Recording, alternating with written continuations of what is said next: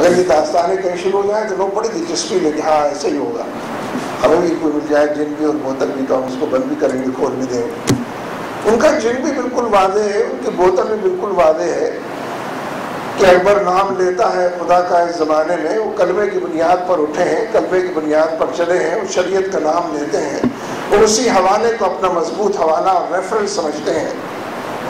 لیکن اس پر ہمیں ذرا یقین کم آتا ہے کہ کیا ہمیں اسٹون ایج کی، دیکھیے وہ جو پرویز مشرف سے ٹیلی فون کال پر بات کی گئی تھی جس پر وہ ڈھیر ہو گئے تھے، وہ کہ ورنہ تمہیں اسٹون ایج میں بھیج دیا جائے گا، پتھر کے زمانے کی طرف تم کو لوٹا دیں گے۔ اور پرویز مشرف نے بات مان لی، پتھر کے زمانے کی طرف تو چلے جائے گا۔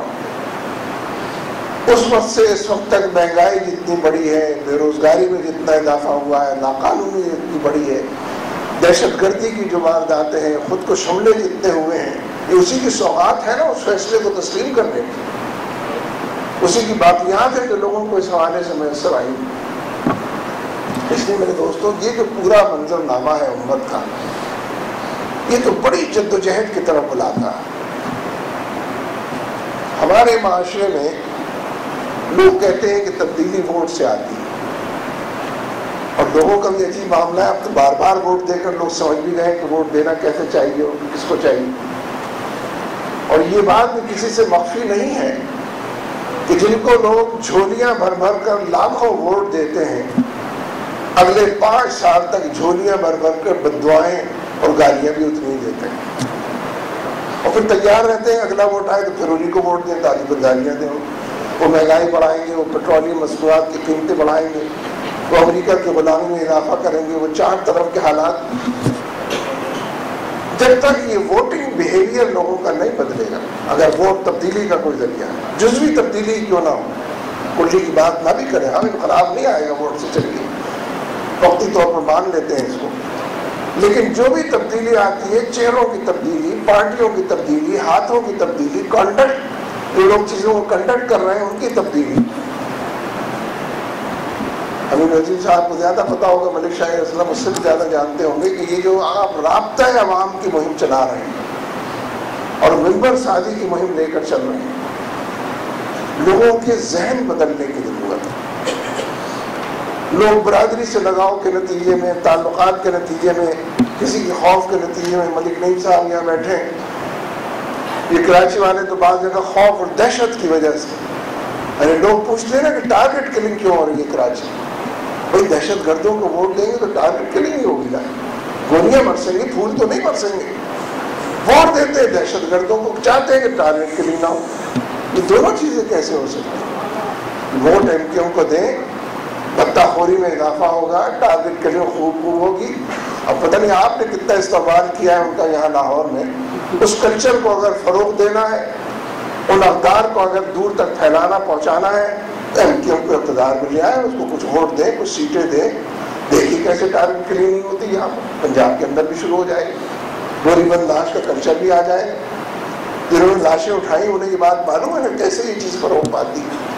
اس لیے لوگوں کا ووٹنگ بیہیویئر اگر نہیں بدلے گا، جن لوگوں کو 3 مرتبہ وزیر اعظم بنا چکے ہیں، 2 مرتبہ لوگوں کو وزیر اعلیٰ، وزیر اعظم کیا کچھ بنا چکے ہیں، اور کتنی خدمت آپ کی کی ہے انہوں نے، جب موقع آیا ملک سے چلے بھی گئے ہیں، اصل تو اپنی جان، یعنی اسپتال یہاں پر بنائے ہوئے انہوں نے، لیکن علاج کے لیے لندن جاتے ہیں۔ یہ آپ کے لیے اسپتال ہے نا، میرے لیے تو مجھے تو لندن جانا پڑا۔ یعنی اس کو دوہرے معیارات کہتے ہیں، ڈبل اسٹینڈرڈز کہتے ہیں۔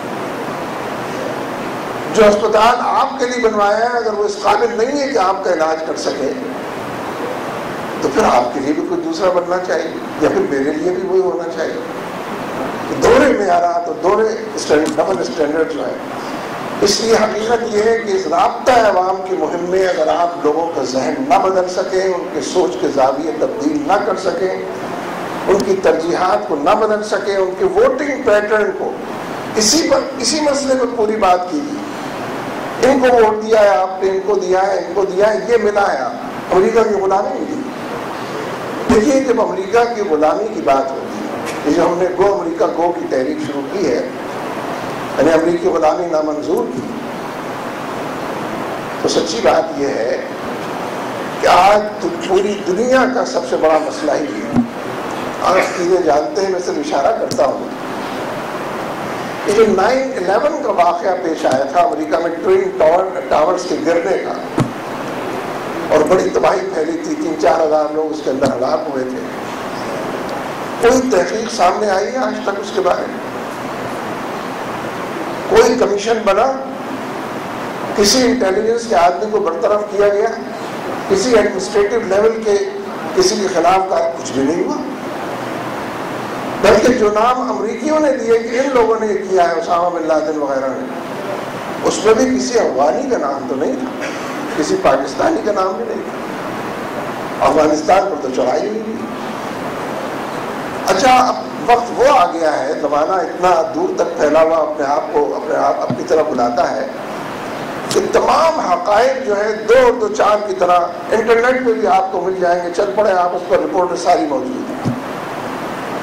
9/11 سے بہت پہلے یہ سارے تجزیے اور زاویہ ہائے نگاہ سامنے آ گئے تھے کہ امریکہ کو پوری دنیا کے تیل اور گیس کے ذخائر پر قبضہ کرنا چاہیے.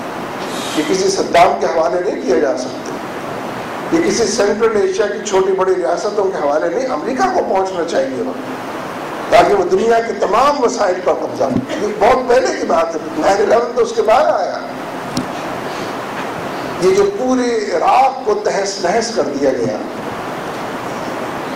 اور کس پلی پر، کس عنوان سے؟ کہ عراق کے پاس ویپنز آف ماس ڈسٹرکشن، تباہی پھیلانے والے ہتھیار. وقت نے ثابت کیا کہ بالکل جھوٹ تھا. گویا 20ویں صدی کا سب سے بڑا جھوٹ ہی یہی تھا کہ عراق کے پاس تباہی پھیلانے والے ہتھیار ہیں، اس کے اوپر حملہ آور ہو کے لاکھوں لوگوں کو موت کے گھاٹ اتار دیا گیا. اور سب سے بڑا 20ویں صدی کا جھوٹا جارج بش ثابت ہوا. لیکن دنیا ان کی ہے، پروپیگنڈا ان کا ہے، الیکٹرانک پرنٹ میڈیا سب کچھ ان کے پاس. دنیا کے وسائل تک پہنچنے کے لیے یہ پورا 9/11 کا ڈرامہ رچایا گیا، اور اب دنیا لکھ رہی ہے، انہی کے لوگ زیادہ لکھ رہے ہیں.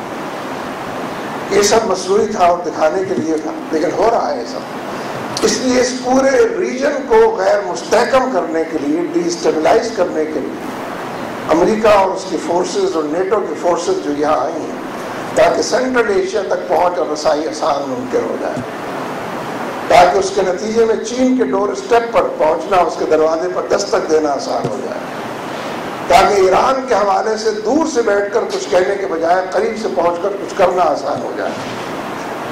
یعنی حقیقت یہ ہے کہ پاکستان کو اس معاملے میں ویٹو حاصل ہے. اس پورے ریجن کی جو چابی ہے وہ پاکستان کے پاس. کسے سینٹرل ایشیا تک پہنچنا ہے، پاکستان کے بغیر نہیں پہنچ سکتا.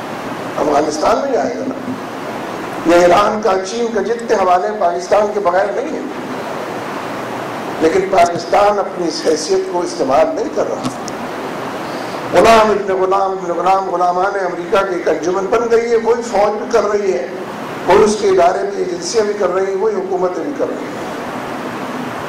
اور اسی لیے آپ دیکھ لیجئے کہ مسلسل اب یہ الزام آ رہا ہے کہ پاکستان جب ہم ڈو مور کہتے ہیں تو کرتا نہیں ہے، اور ہمارے دشمنوں کے ساتھ ملا ہوا ہے. ہم جنرل کیانی سے پہلے دن سے یہ کہہ رہے ہیں کہ امریکہ کے کہنے پر یہ جو وار آف ٹیرر میں ہم نے شرکت کی ہے، یہ ہماری جنگ نہیں ہے. War of terror, war of terror کے پھر فٹ نوٹس ہیں. وار آف ٹیرر کا پہلا فٹ نوٹ یہ ہے کہ ہم نے ملٹری آپریشن امریکہ کے کہنے پر اپنے علاقوں میں شروع کیا. اس کا دوسرا فٹ نوٹ ڈرون طیاروں کے حملے ہیں. اس کا تیسرا فٹ نوٹ مسنگ پیپل ہے، گمشدہ افراد، جہاں بجا ہزاروں کی تعداد میں لوگ ہیں کہ جن کو گم کر دیا گیا ہے، ڈالر وصول کر لیے گئے ہیں، یا ان کی